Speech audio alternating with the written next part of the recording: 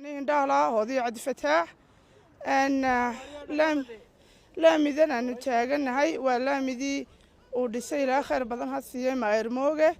أن صاد نعرف كيسان با وحن سدنا إسكوبا يو ما شرفت أنا جي حاجة جوبا أن حلقة ما أنت وحن كفلنا إني عيد هذا كيسان رساف كا كبيرتي ما عرفتي أن دد بدن الدافية أيام نقول ترى قلنا إن أنا كقرنا وأن هقول كذا أنا ودني أن مدام برتي ما عرفتي dadweynuhu ay marayeen iyo gawaadhiduba ay tahay annaga kalamaana ahaan maadaama aan dad aragna faka wadadani waxay noogu fadhidaa muhiimad gaar ah annaga iyo inta nala midkaaba imika tusaale ahaan markii muuqaalkana laga duubayay waxaana la weydiinayay maxaad yacni aad u guraysaan ciidan maxay taraysaa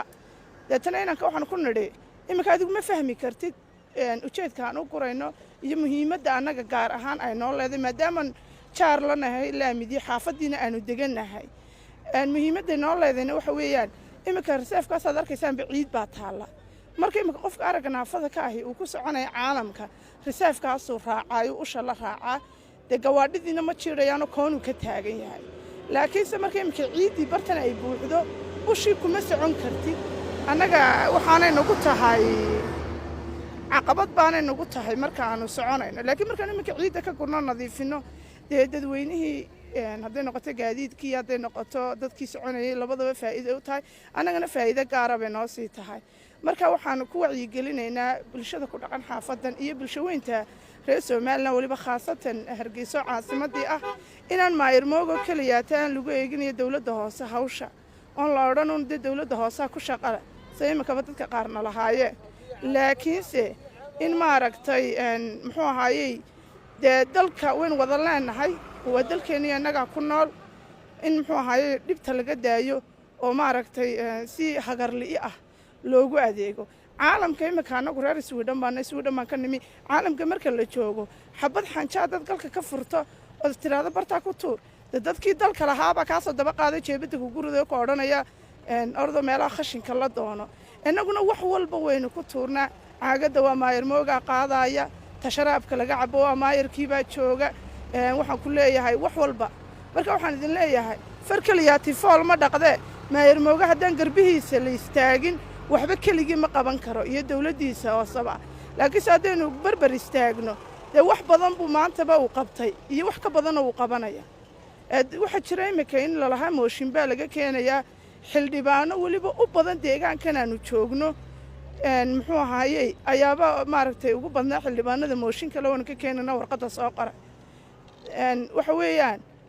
waxaan halkan ku haynaa dhowr boqol oo caruur ah caruurahaasi waa paralyze waa naafada qarsoon guryaha hoostooda ku dayacan yihiin Herbal hoyga daaweynta natural dabiiciga ka xaqabtira horu gaar maxmil ma ku daashadin lafa xanuun habeen iyo maalin ma ka haysataa hawl dhig xirista ma soo xambaartaa habeenada qaar hurdo la'aan ma hiftaa naftaada madax xanuun ma haleeli weyda suuliga calool istaag daraadii ma isku ka haystaan warwarkii iyo stresska hadday jawaabto haa tahay haddeer soo tiigso saacadiyo xirsi Herbal waxaad ka helaysaa dhammaan dawooyin natural kugu habboon kor u bila heerka caafimaadka noloshaada hadal yar iyo howl badan soo dhaweyn hagarley ugu kaale saacadiyo xirsi Herbal wixii faahfaahin intaasi dheer kala xiriir taleefanada shaashada hortaada ka muuqda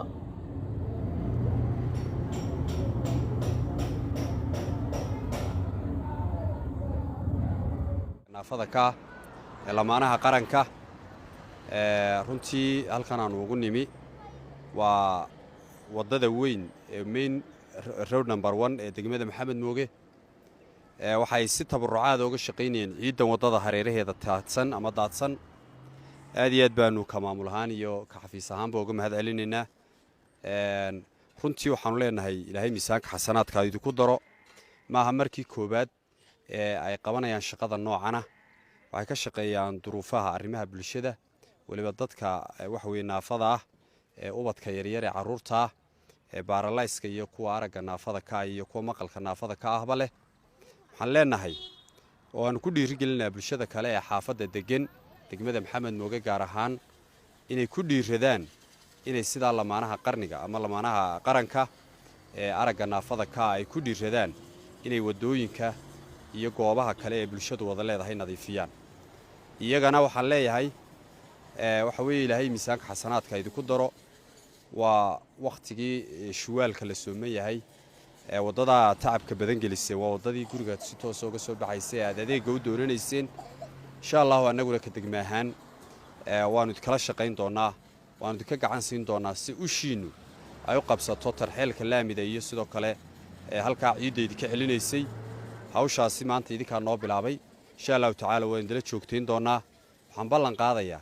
in xafiis arrimo bulsho ahaan aanu hawsha gacan weyn idinka siin doono idinkala shaqayn doono bulshada kale ee degmadana waxaan ugu baaqayaa war lagu daydo dadkeena wanaagsan ee wax qabanaya sida ay lamaanuhu sheegeen waxay yiraahdeen marar hore ayaanu nimid degmada walow aanan xafiis ahaan si soo gaadhin maamulka cusubna aanay soo gaadhin haddana waxaanu maanta ballan qaadaynaa anagoo bartan uga ducaynayno kuna soo booqannay iyagoo shaqada si rasmi ah u wada waxa weyn hawshaasi aanu la joogteen doono oo sida ololaha guud ee caasimadda ee uu maayirku jideeyay